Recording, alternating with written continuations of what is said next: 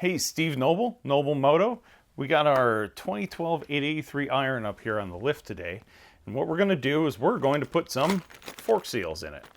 I got some new fork seals here from Cycle Standard, aka Lowbrow Customs. And we're going to tear it apart, put it all back together.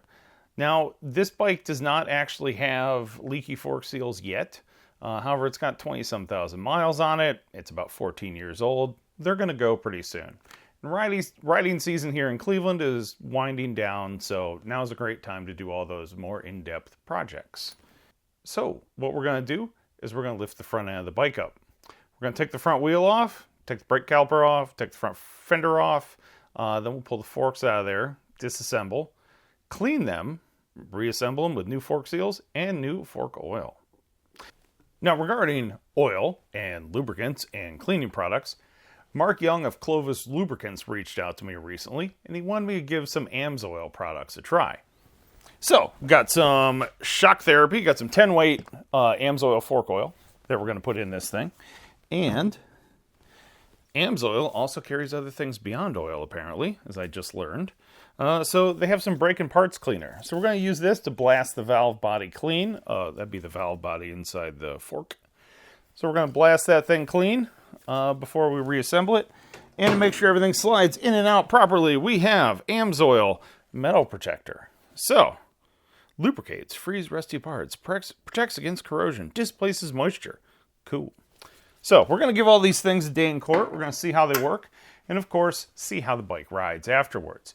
Now, Amsoil has been in business for a long time. I believe they were the ones who originally invented synthetic oil. That's pretty cool. So they've been a staple in the industry for a long time. Personally, I've never actually used any of their products. No real reason. It just hasn't happened. I don't know. So, I'm excited to give this stuff a try. We're going to do some other Amsoil videos too. So, check out my playlist on the YouTube channel here. Now, if you are interested in purchasing any Amsoil products or checking out Amsoil in general, you can go to the link in the bio. That'll take you to Mark's website. From there, you can actually use their vehicle search and see what they offer that actually fits your vehicle. That way you know you're getting the right stuff. And you can see just everything else they offer. There's a lot of detailing products out there now, a lot of other support lubricants, car care stuff apparently they're selling now. This is awesome. I was unaware of this until Mark contacted me. And in addition, you can become a qualified preferred customer, or a QPC. And honestly, looking at some of the prices on there, you'll actually save money for the first year if you actually become a qualified preferred customer. So that's pretty cool. It'll actually save you money to join. How cool is that? And yeah, they have free shipping over $100. They have reduced pricing for the QPCs. Yeah, and if you spend up to $500 a year, the membership is actually completely free. There's a bunch of discounts. I'm not going to plug them all. You can read. Go on their website. Check it out. It's good stuff. You know Amsoil is a good product. They've been around forever. They're the OGs in the industry, and they're very, very well known in racing. If you're interested, go to the link below, click on it, go see what they have. But enough yakking about oil. Let's move over the front end of the bike. Let's take it apart. Let's change out some fork seals. In order to remove the front fender on this 2012 883 Sportster, we are going to take a 1/4-inch Allen wrench. I'll hold the bolt there. Then a 1/2-inch drive wrench on the back. I have a ratcheting wrench. And we're going to remove the 4 fender bolts. Now remember, when you take the last one out, this fender is going to fall. And most of us don't like to get scratches on our paint job. So it doesn't hurt to leave one other bolt sitting in a hole just to hold it in place. That way you can properly hold on to the fender and not drop it. From here, move over the other side.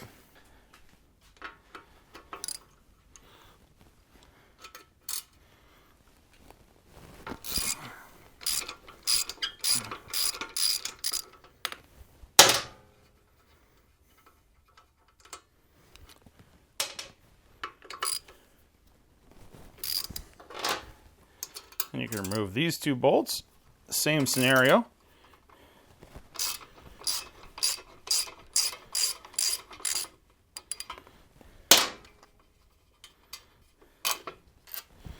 All right.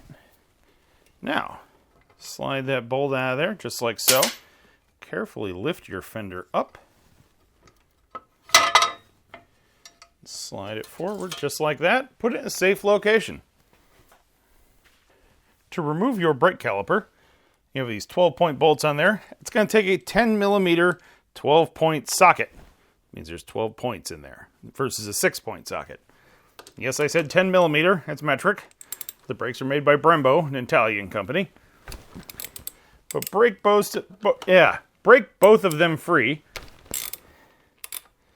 Thread them right on off of there. Pretty straightforward task. Hold on to your caliper so it doesn't fall. And these bolts are the same size, but it never hurts to keep them in order. So I don't think it'll hurt anything if you don't.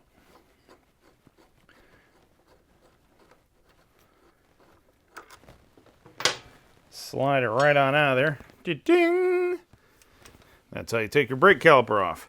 Now is a good time to check your brake pads. They are in pretty good shape, so we're good to go there. And then we can just let the front brake caliper hang. You can let it hang by the front brake cable. Some people don't like to do that. You can also set it there on your jack. That's what I'm going to do. To loosen the nut on the left side of your motorcycle, it's going to take a 5/16 wrench and whoop, lefty-loosey that thing free. You can take the nut off of there. Don't take it off all the way. Just thread it way back right about to there. From there, move over the other side and break those bolts free. From here, you can break the clamp bolt free. It's going to take a 5/16 Allen wrench and then 9/16 wrench on the nut. You don't actually have to take this thing off of there. Well, to do the fork seals, you do. But to get the... Holy crap, that was way too tight. To get the front wheel off, you can just loosen this.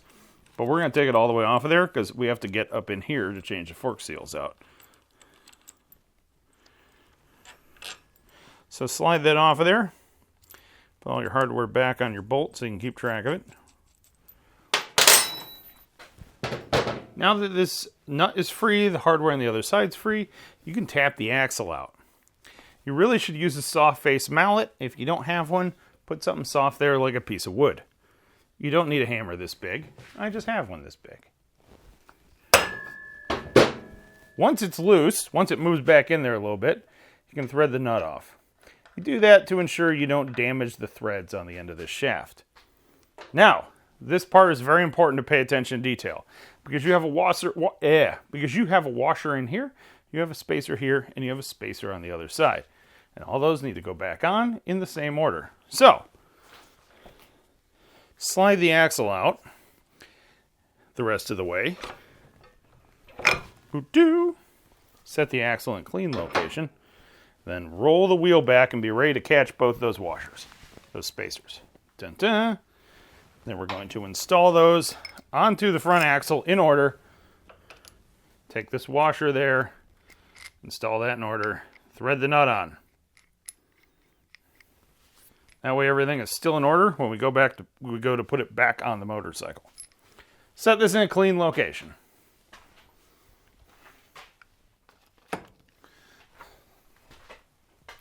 From there, you can lift your front wheel right on up out of there.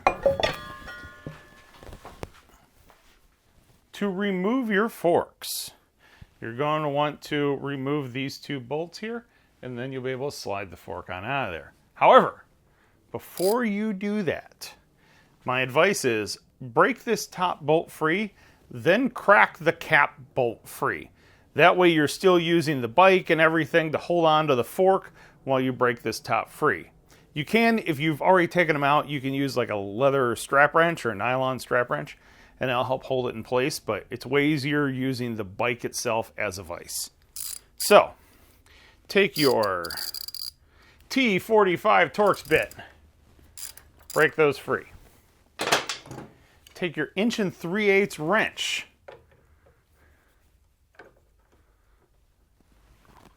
and break this free. All you really got to do is give it like a half turn or something. You don't have to go crazy with it. You break this free first. That way it might be squeezing down and it might be squeezing out of the tube and it might be binding up on the threads. So to make sure this comes free easier, you crack this one free while leaving this one tight. Now, you can break this one free. Whoops, and it slides right down like that. From there, if it doesn't want to move, which that one slid right out of there, but either way, we're going to take some of our Amsoil Metal Protector aerosol lubricant. We're going to find a rag. So first thing we're going to do, we're going to wipe all the crud off of there. Whoops. Then we're going to give a little bit of lubricant here. The idea is, especially if these forks are corrodal, it will slide out of there a lot easier. Also, less chance of just scratching up the chrome and stuff too, if you smear that stuff around. Then from there, you can slide the fork out of there. If it won't slide out, slide your rubber boot down and grab a hold of the fork. That's still in the shot. Grab a hold of the fork and twist it. There we go. If you grab a hold of the fork slider down here, what's going to happen is this will stay in place and the fork slider will just spin because the two are separate parts because it moves up and down. So, you can grab it up here, break it free, and slide it right down on out of there. Okay, now for fork disassembly.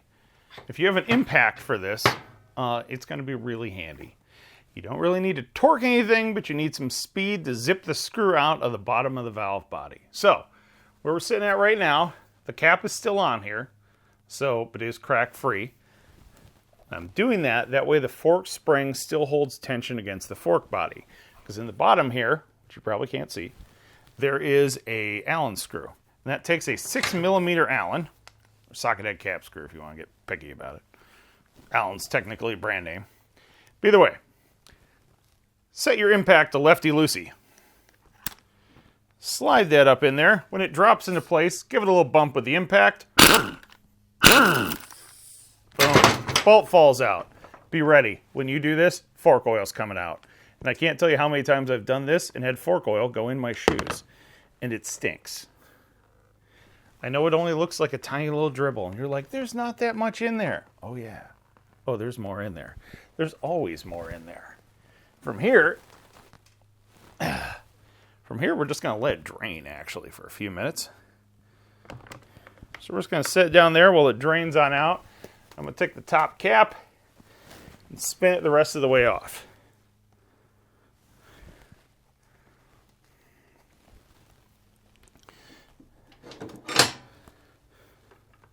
I'll lean that up right there and see if all that shit's still in the shot.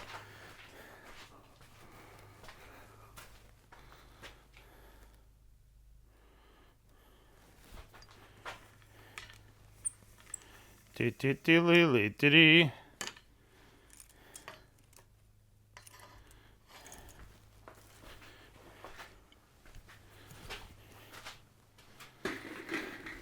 While that's drained down there, I'm going to thread this off of here.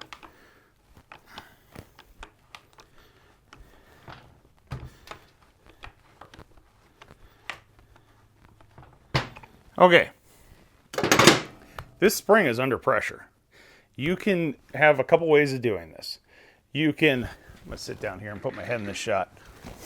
Okay, so this spring on here is under pressure. Let me actually just back that up a little bit. Let's get the wide shot there. Top of my head is at the speedo. That's good.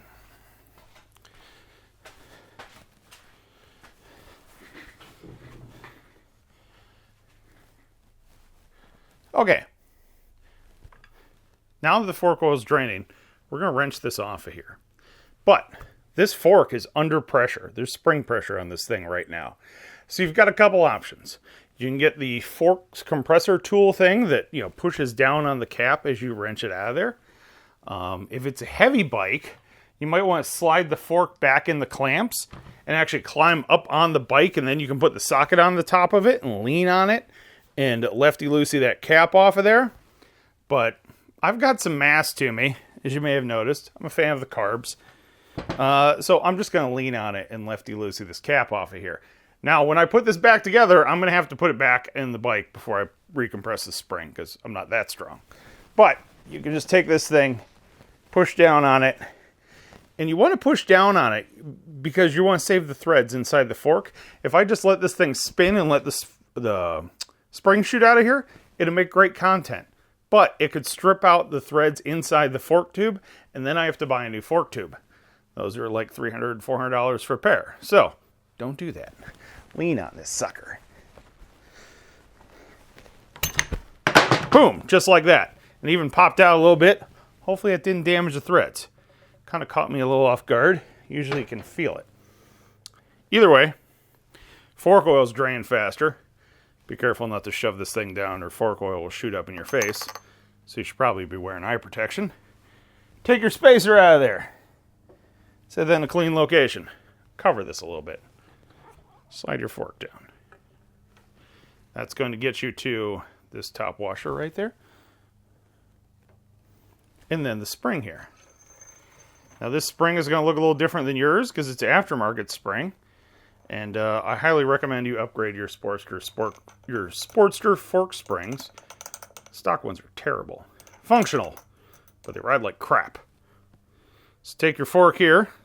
Set that also in a clean location where it can drain down into the oil pan. And we'll see how much fork oil's drain out. Turn it over. Maybe even pump it a few times. Whoop, there's the valve body. And then the valve body falls out the bottom just like that. This is what does your actual dampening in there. It's really all there is to it. It's a pretty simple design. And then from there, you can take your fork boot or your gator, or I like to call them fork slinkies. Slide it down off of there. Whoop. Also in a clean location. From there, turn your fork back over. And slide your fork down in there. Realize you forgot to get a flathead screwdriver before you started this process. Actually, we'll move in for a closer shot. Now that you have your fork here, you can take a flathead screwdriver and there's a dust boot. Let me wipe this off so you can see it. Get up there to the camera. This top piece here is a dust boot. The gators are pretty much for looks. You still have this dust boot here, so that's the way all Sportsters are. And Dynas. But either way, you can get your screwdriver, flathead screwdriver in there. Walk up your dust boot. You may or may not have got a new one, depending on which kit you bought. So you might be reusing that. Slide that up out of the way. Set that in a clean location. Then from there, if you look down in there, look down in here. We're going to move it up close there. Hopefully you can see it. You see that shiny silver ring down in there? That's a snap ring. You're going to go to the open end of it, and there's going to be a little indent where it indents in there. Also, hopefully you can see that. And take your small flathead screwdriver. Walk that little clip up and out of there. Try it on both sides. It might be a little stubborn. It might be really stubborn. Depending on how long those fork seals have been in there. Now, I got a new one of these with a cycle source kit, but sometimes you don't. So we're going to practice being very careful with this thing. Bing! Take that snap ring out. Set that in a safe, clean location. Fork seal removal. They make special tools for this. But you know what really works really well? Just take the fork right here and just slide hammer it right up off of there.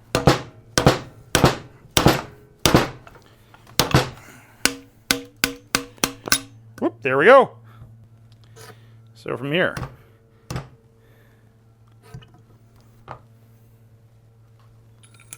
and slide that washer off of there as well.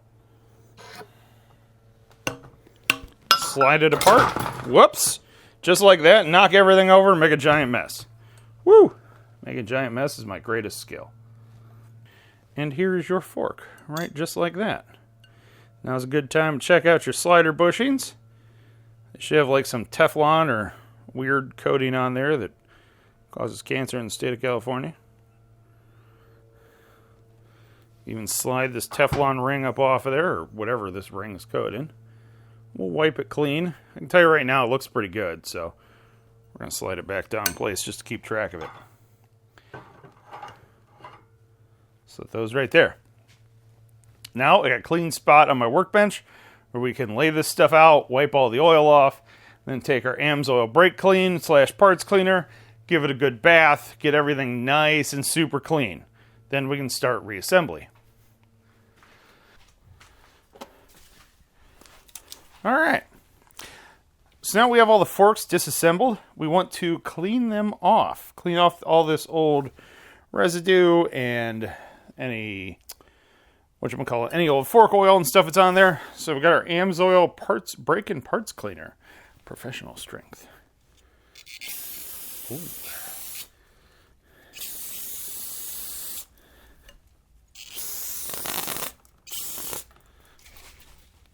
This stuff is serious. I love it. Pet peeve of mine, when brake clean doesn't have enough pressure to adequately blast things off of there. Man. That is, missed the spot. That is solid stuff. All right, that's clean. Give a little hose on the inside there. There we are. Dribble, dribble. Set that on a clean rag in a safe location.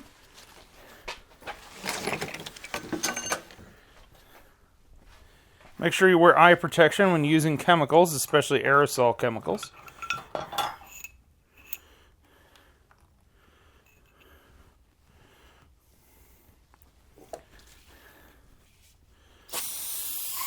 Oh, yes.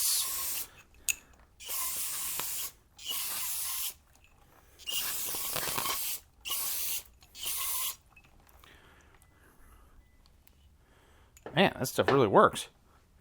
It didn't even take that much. Look how clean that Teflon ring is. There you go.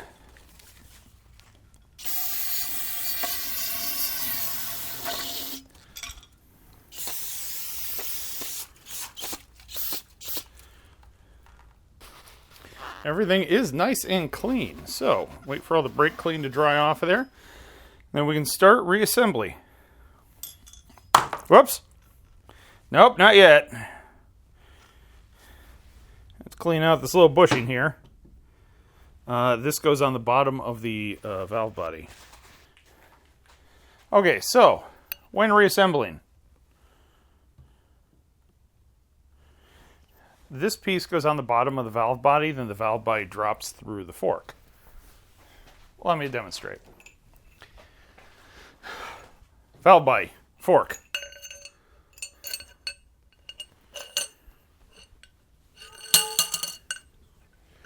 Should be able to, hang on, make sure the spring stays on it as you slide her in there. Alright, to get that all the way through, you might have to push it. I'm going to use one of my wife's sunflower sticks. There we go. Make sure it's clean first. So that slides through there. That little spring down the bottom keeps it from bottoming, or gives it a little bit of cushion when it bottoms out. And then this will actually stick onto the bottom here. It may or may not stick on there. So to get it to stay in place and we put it down in there, we're going to put a little grease on this. And that should work like some glue just to kind of hold it in place till I get it down in there. So there, we got some grease on there. I'll stick that on there, then we'll wipe the excess grease off. There we go. That wee little bit of grease in there won't really hurt anything. Then we're going to slide the fork down in here. Okay. So the valve body's in place. The valve body's sitting down there. There's a brass or a copper washer inside there. You want to make sure you get that out and get a new one. That way it seals. Hopefully that one the new one came with a kit. Did with the one I got from Lowbrow. And slide this up in here. And slide the bolt up in place. And you should be able to get that bolt to start into the valve body. It won't tighten up because there's nothing holding the valve body in place, but you should be able to snug it up a wee little bit. And at that point, it's not going anywhere, so you're good to go. From there, we still have this little sleeve, this guide sleeve down in there. I don't know if you can see that. I'll hold it still. Whoop. What we need to do is push that back down inside there. So take a flathead screwdriver, make sure it's clean, make sure there's no sharp edges on it. Then push it down in there a little bit. And go back and forth, walking it around. Take your time with this. Be very careful you don't scratch the chrome on the fork. Be careful you don't damage that little bushing. As you walk it around, you'll find it just scoots its way back down in there. I have to wiggle the fork side to side a little bit, but down in there she goes. Now once you have it started down in there a little bit, you can take your fork seal driver, or if you're like me, you didn't buy the special tool. So you can buy a piece of 1.5" PVC. These are 39 millimeter forks. 39 millimeters is like 1.53 inches. So an 1.5" piece of PVC fits nicely just over top of that thing. So you have to drive that little guide rod back down in there. Whoop, see that catch? That was good. So you have to drive that little guide slide down in there. So from there you can just take your PVC and just give it a little tap and it should go down in there.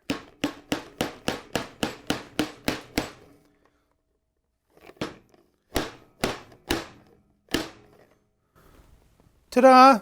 Should go down flush with the other end. I don't know if you can see there or not. From there, you can slide your washer. Hopefully you got a new one.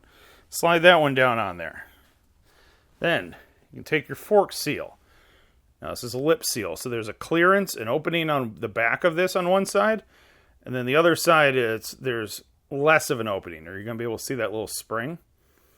This side with the big opening, that's the bottom, because the idea is the fluid's going to come up around there and it's going to help squeeze that lip seal up against the sealing surface. So that opening of the lip, or that opening behind the lip, that always goes to your pressure side.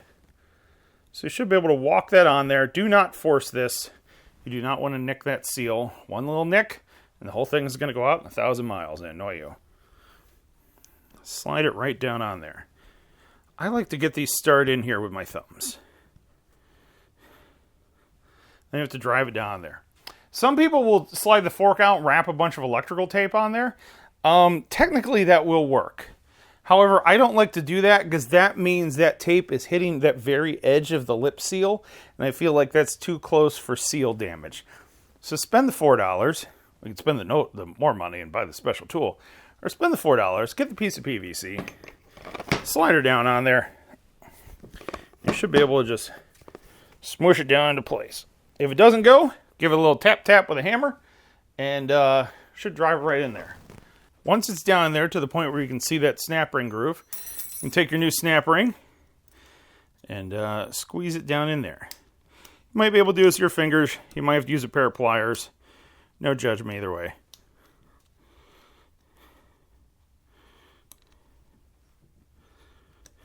Well, that's interesting. There we go.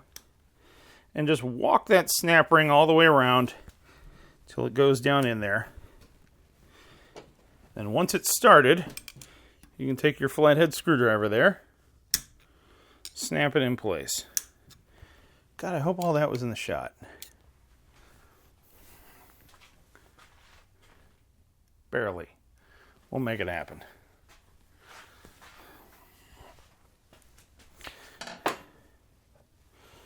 From there, take your dust boot that you had in a nice clean location. Slide it back on there. You should be able to push this in place with your thumbs, just like that.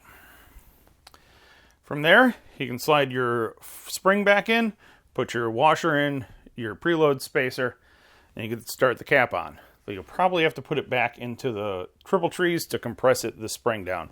Or you can put it on the floor and try and use your body weight. I recommend using triple trees. Oh. And put your fork gator back on. Now I'll just walk back down into place. Just like that. Now we can take our fork tubes, have your T45 ready. Slide your fork tube up through the lower triple clamp, up to the top triple clamp. I'm going to turn this aside here so hopefully you can see it. So if you can see right here, see how there's like a little bevel there? What we're going to do is we're going to set that bevel, the bottom of that bevel, right at the top of the clamp so it sticks up just a wee little bit. Then we're going to snug up the bottom bolt. Not torque it, just snug it up. Alright, so from here, we have our Amsoil fork oil. And we have to put in 14 ounces. Should probably use a measuring cup for this. Am I using a measuring cup? No. I'm just going to use the measurement on the side. Alright, there's 14 in that one.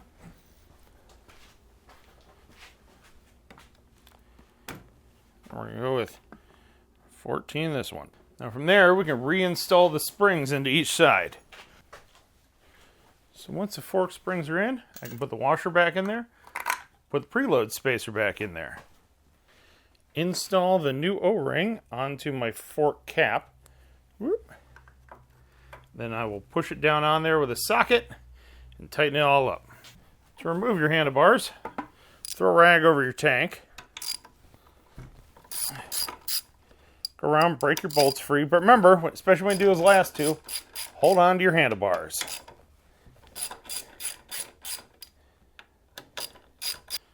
Then from there, you can just lay your speedometer down and you can take your handlebars, slide them out of the clamp, just let them sit back a little bit further. It doesn't have to be much, it's just got to be enough that you can reach down there with a socket, or down this side. Now with a new O-ring on there, you can put that down on top. Be careful standing on your lift, it's probably covered in oil. Then you can take an 1 3/8" socket. You can do this with the palm of your hand if you want. You can probably do it with a piece of wood and an adjustable wrench. But man, having an 1 3/8" socket is really handy. Push down on there and turn to the right. Be very careful not to get these things cross-threaded, because if you trash those threads, you're going to have to buy new fork tubes. Okay, so the service manual calls for this to be 22 to 58 foot-pounds. If you've ever torqued some stuff, you know that is insanely different range. Insanely different. We're going to split the difference and we're going to go about 35 foot-pounds because that sounds right to me.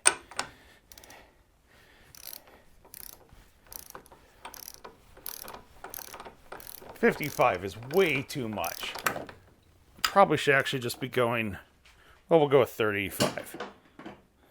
Actually, so I gotta turn this thing to the stop there. Careful not to damage the tank as you do it. And right there. Now, repeat the process for the other fork. Now, to reinstall your handlebars, lift up your speedometer mount, top clamp mount, whatever you want to call it.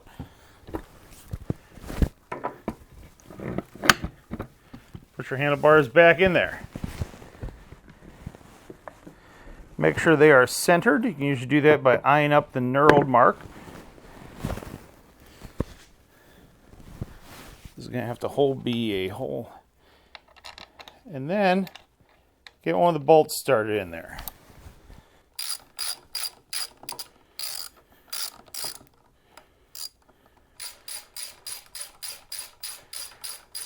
Now, to torque these down, run them in until they're all slightly snug. Just enough it holds the handlebars in place.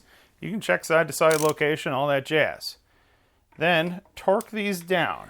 You're going to want to torque this 12 to 18 foot-pounds. When you do it in a crisscross pattern. So we're going to do that one. And we're going to do that one. Actually, don't even torque them yet. We're going to do this one.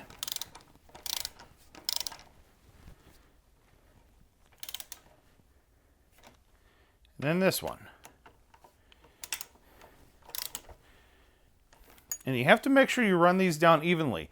If the top clamp goes crooked, say you run the bottom two in first, the clamp will go crooked, the bolts will side load in the hole. And then when you tighten the other ones up, it's just tightening against that side load of the bolt and not actually clamping down the handlebars.